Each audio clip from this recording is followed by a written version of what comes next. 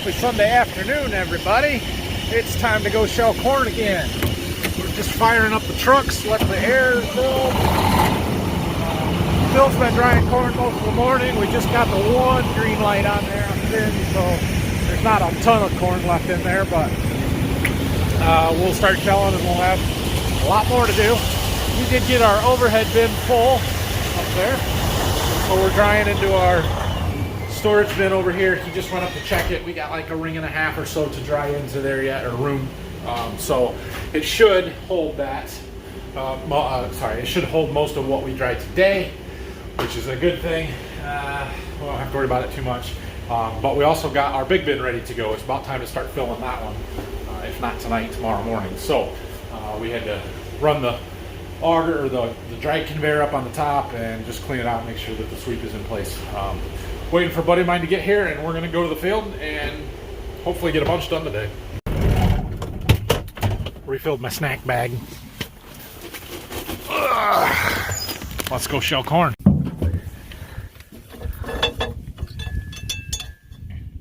Looks good.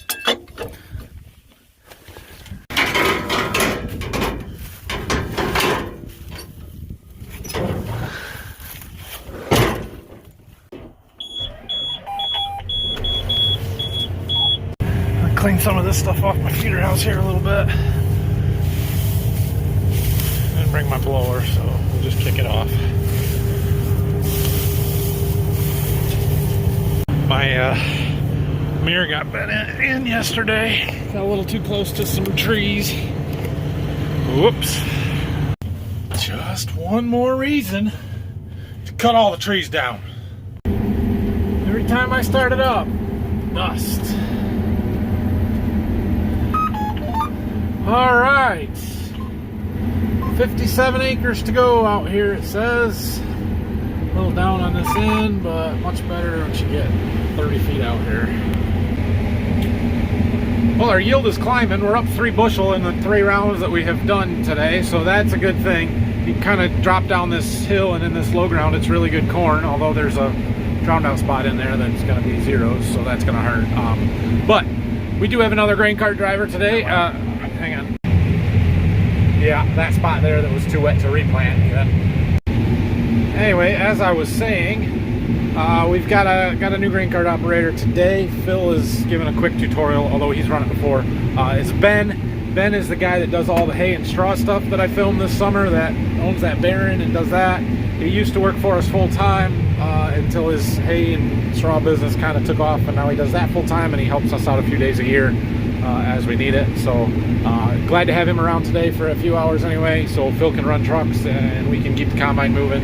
Should let us get this field done. Okay, I was just coming up that end of this pass here, and I was going through some of that down corn. I heard a thump, and I wonder if I picked up a rock, so I'm going to dump the rock trap here real quick, see if there's anything in it. Sometimes it catches them, sometimes it doesn't, but I don't want it riding around in there. Oh, all packed in there. Great. Well, I didn't see or find a rock. There could be one buried in there that fell out and I just missed it, but I cleaned it out.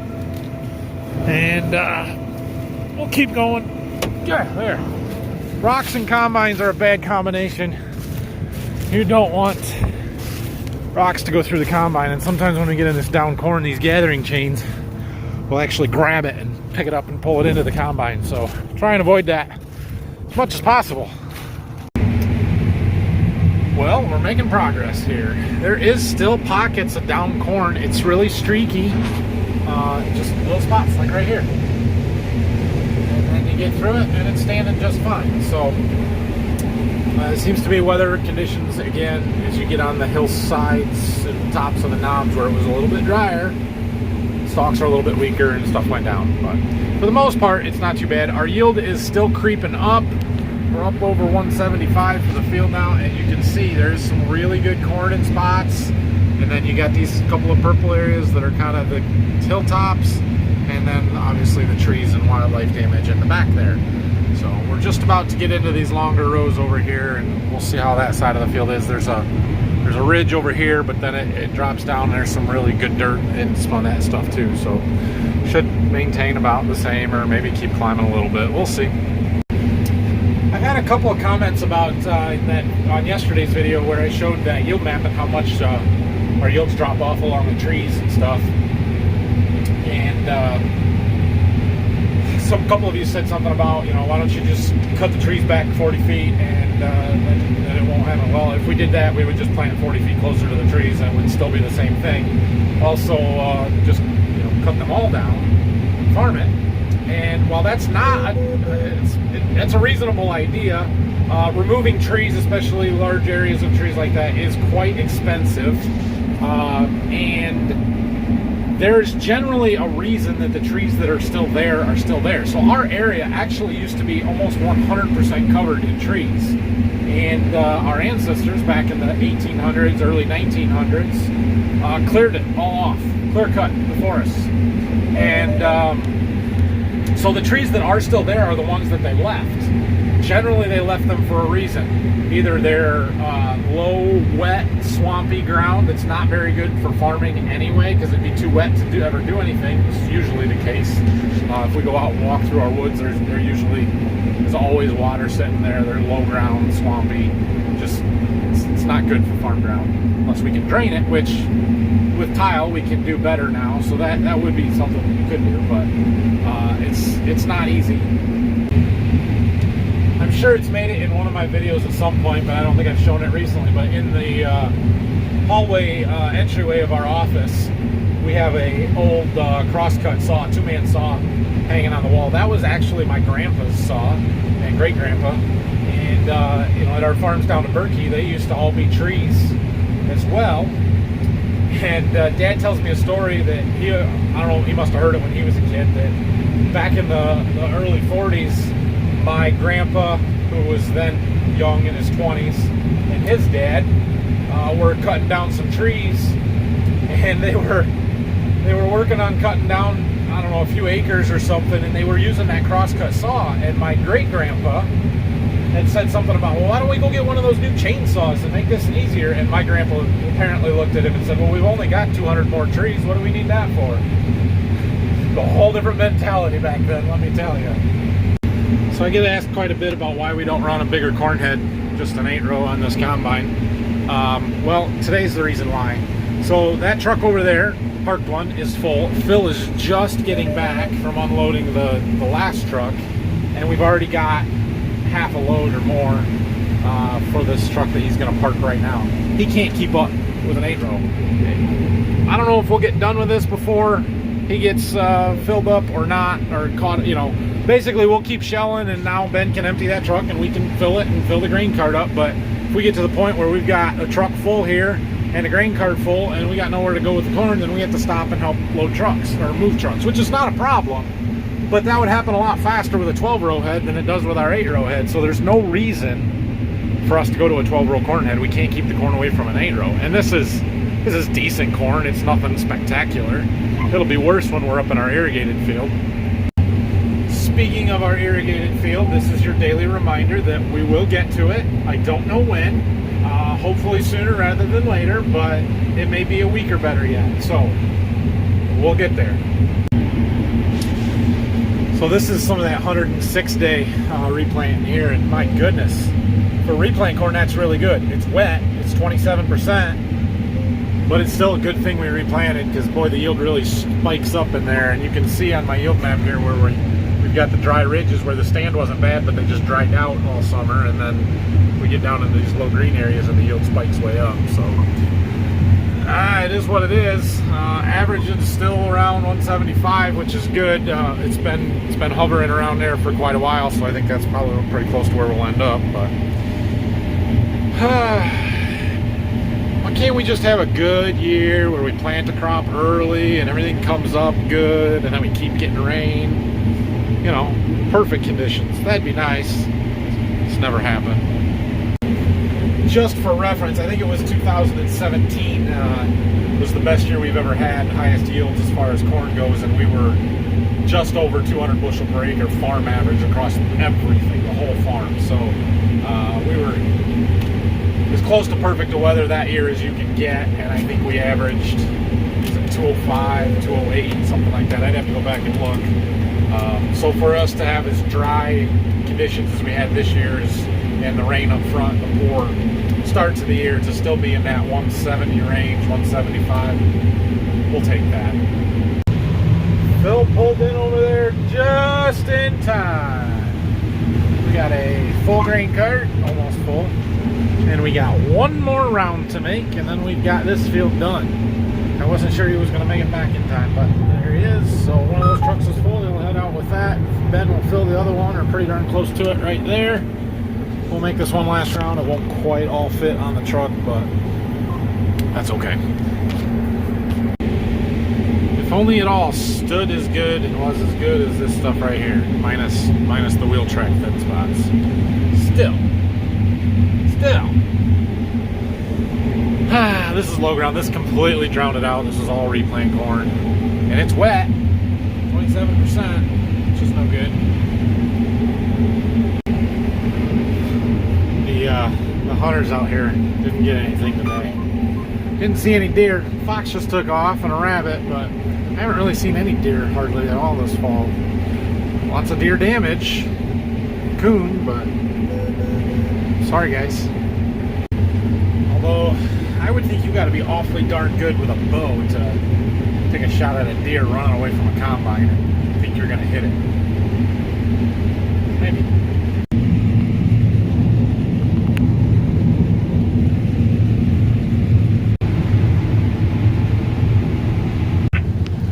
Done. Just letting the combine clean out. Well, there's another 78 acres knocked out. Averaged about 175, which is good. It's like the second best field of corn we've had so far, second to the one across the ditch, so that's good. We've got another full truck here, and since Phil just left with that other one, I'm going to take this one back to the farm. Ben's got to take off. He had some family stuff tonight, which is fine. It's about 5:30 now, so we'll probably keep shelling tonight, but we'll see. The grain cart is not quite empty, but it's close. I'm thinking at the moment, that we're going to just jump across the road to that cornfield right over there. Some of the same variety that was in this field, so should be okay. Plus the standability thing. If it's a varietal issue, we need to go get it. But there's a lot more replant in there. That's that field that flooded completely in the back, and we replanted the entire back half of that field. So I don't know. That's what I'm thinking at the moment, though. We may pull into there, open it up, and decide we don't want to be there right now. We'll see.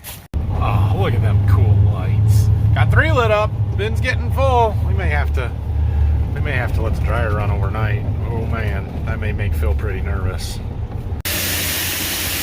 Getting closer.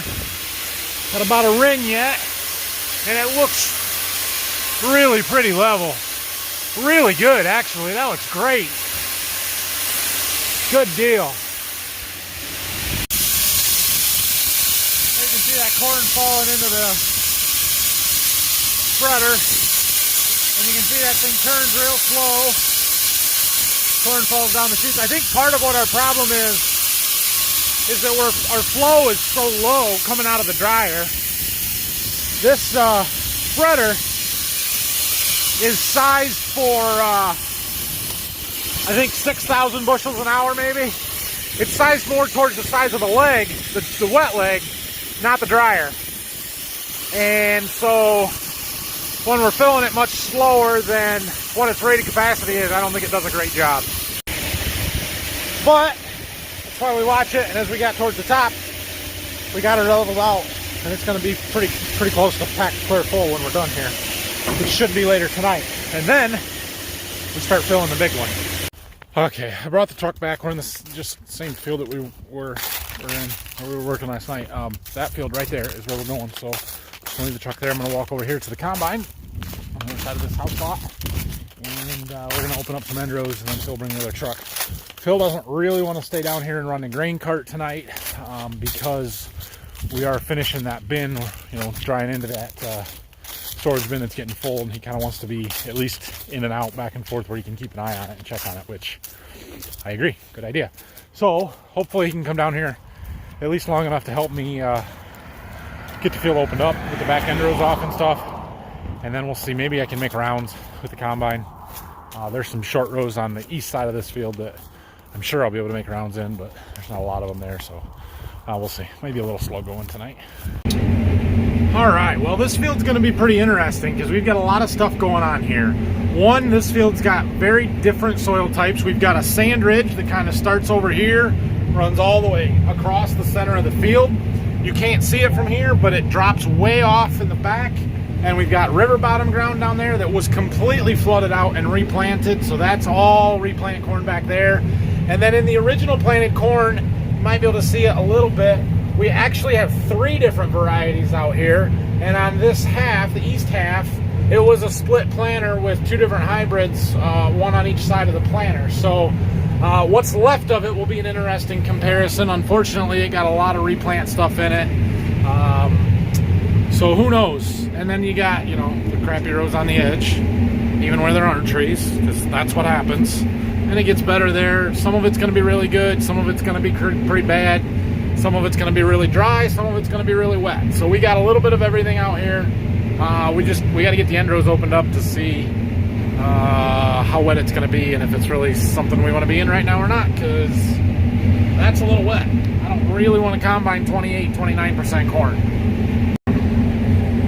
So here's a spot where we do leave, I think that's 60 feet filter strip between the field and the fence row, and look, the coon and the deer still get it. Doesn't matter if you leave a space.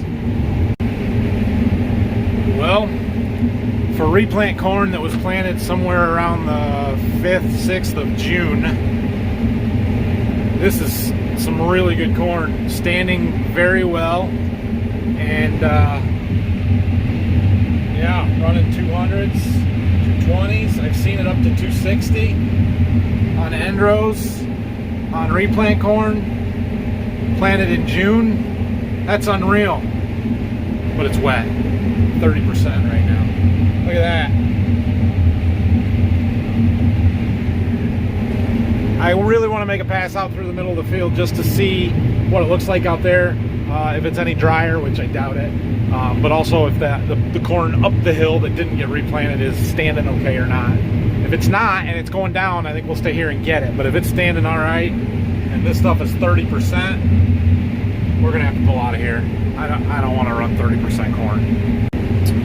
So when corn starts getting really wet like this, and just refresher reminder in case you forgot or don't know, we want the corn to be about 15% is what's considered dry. Anything above that, and we have to run it through our dryer, and it costs gas, money, time, electricity to do it. The wetter it is, the longer it takes to dry, the more expensive it is, and the slower our dryer is. So when we start running corn that's, you know, we really like harvesting corn that's 18 to 20, 22% is not bad. Start getting 25% and wetter, then it really slows things down. The kernels are softer, and so as they run through the combine, they kind of grind up a little bit more. We get a lot more fines and damage. It's just not a good situation. So I don't like seeing 30% corn,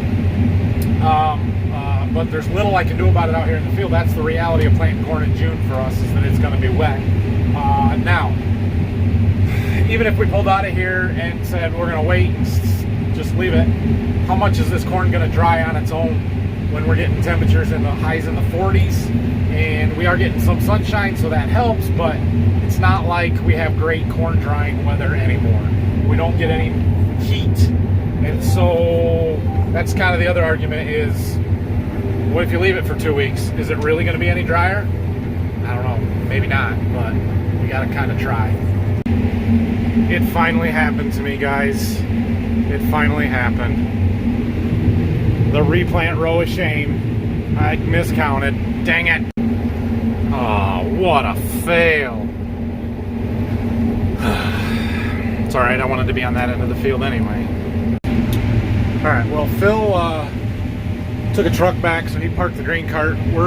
There's some buildings here, kind of right in the middle of this field. There's a building site right here. We're going to work on some of these rows behind it, see if we can make a round in here.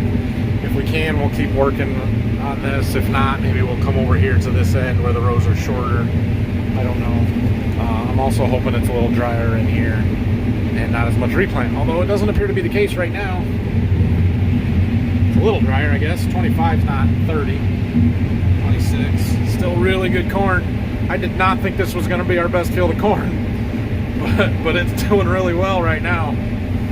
Well, I made it to the end, and my grain tank is at 51%. Right there. Does that mean we're going to make a round? It means we're going to be real close. Made it. Pass back must not have been as good. Only got up to 95% full. 208 bushel per acre on the round, though. That's pretty good.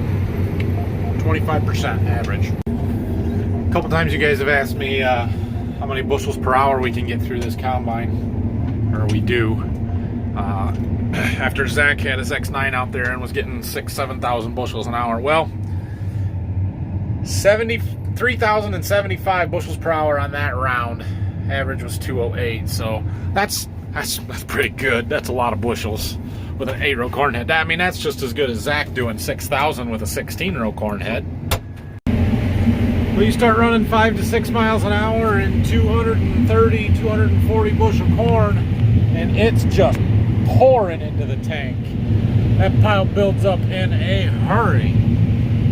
Looks good though, pretty clean. There's a few small pieces of cob, but not much. My window's dirty, so it's hard to see. But combine's working really, really well right now. Look at that, 280. Awesome, awesome corn. It drops off up here on the sand ridge. So here we're right in the middle of the sand ridge. You can see this corn's not as good. It's not standing quite as well, but it's not bad. It's just, it's a sand ridge. It got super dry this summer, and the fact that there's anything here is amazing. But we drop down into the 160s, 150. And then as soon as we go down the little hill that's up here, we aren't quite there yet. The yield picks up right now. I mean, here's my yield map. You can see we're right in that yellow section.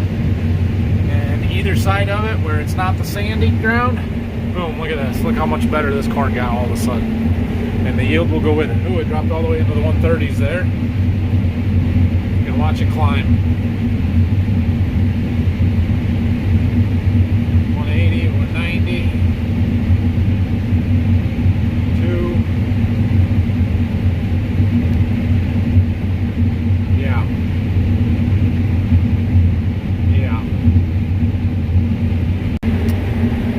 Well, shelling this good corn is all kinds of fun, let me tell you. I was not expecting this out here, so I'm kind of blown away by how good this replant corn is going to be. In every field we've been to so far, the replant corn has been off by 10 to 20 bushel from the first planted stuff. In this field, we're going to see the exact opposite, and it's because the corn that survived the first planting here is the stuff that was on the sand ridge, and the water didn't set there and pond. The problem was it's the sand ridge, and when we got dry late in the summer, it burned up and it was no good. The replant corn is down in the low ground, and it had plenty of moisture when we got dry, and it is really good. So that's a good thing. We are getting full of wet corn. Phil is not coming back tonight, so we've got well, he's got a truck there that's about half full or maybe a little bit more, and then this round will fill the grain cart. So then we'll finish filling the truck and top the grain cart off, and that's going to be it for harvesting tonight. We had a huge day so far though, which is good. And I think our wet bin is getting relatively full, but we'll check it when we get back to the farm tonight. Yeah, look at this. Yeah, on the sand ridge, and it's down, there's just nothing here. And then we go downhill, and this is the wet hole that was too wet to replant because there was still water sitting in it when I was in here. And then up here, we hit this corn, and it's just fantastic corn. So, well, I think that's going to be it. Truck's full, grain cart's full enough. Will be by the time we get this empty, if we even get it in there. I thought we were going to, no problem, but it's going to be full. Well, it went, but it is full. So that's going to be it for tonight. How many acres did we get done in this field? Come on, calculate, come on, Come on, there we go. 22, which means we did right at 80 acres for the day because we did like 57, 58 across the road over there. So that's a pretty darn good day for a Sunday, starting at like 12:30, and it's 9:15 now. And this field is dang good corn. 196, and look, you can see exactly where that sand ridge is in the middle. So unfortunately, as we move to the east here, that sand ridge kind of widens out and it gets bigger, but it gets a little narrower over here. This is usually pretty good up in this but that pass wasn't so great, so we'll see. But this is going to be 190 plus bushel corn out here, which is, I was not expecting that at all. I did not think this was going to be that good of corn, so that's a good thing. I'm gonna run that truck home back to the farm, and we'll probably get it unloaded, and I'll come get the grain cart and unload that, and we'll see how things are going there. Looks like we hit a milestone on the truck today. 600,000 miles. This is the new one too. Well, the rate on our dryer has slowed down drastically. We're down to about 600 bushels an hour. You'll also notice we've got our set point down a lot lower. Because this bin that we're filling into right here is getting full, we're just about ready to switch it over to our big bin. And we want to make sure that the bottom corn in that bin is plenty dry. So we set it down just before we switch over to that one. Plus the inlet is wetter. We got wet corn going in from what we've just been shelling. So it's slowed it right down. But doing what it's supposed to do, and it's working and coming out right where we want it, so that's a good thing. Well, we're still filling this first bin. I'm going to go up and look at it again and see where we're at now. Oh, beautiful. Starting to mound up. A little higher over to there, it looks like, or maybe on the far side than right in front of the door here. Still about a half a ring. We don't have to pack it clear full, but working like it's supposed to. Now, finally. Cool. Okay, Sam, hold on, right there. Think our red one's gonna come on? It might, I don't know. Getting the cart unloaded.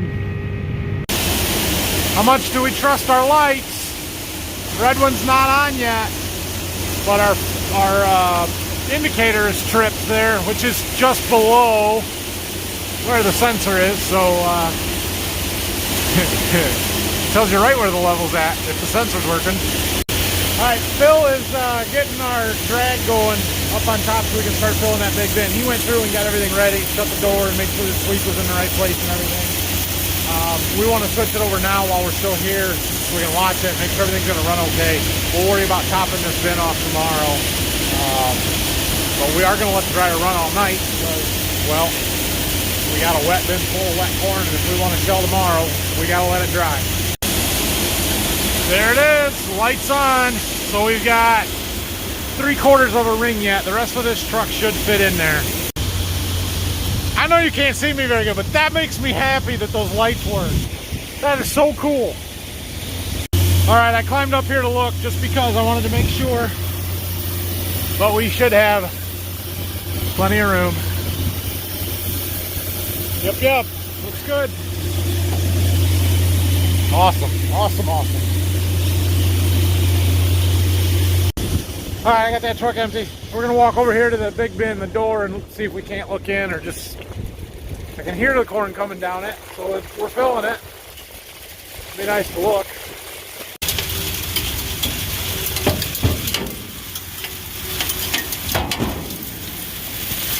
Corn. There ain't much in there yet. Got the floor covered is all. Closed. Take notes, boys. Closed. Can you guys see those blinking red lights? Those are windmills.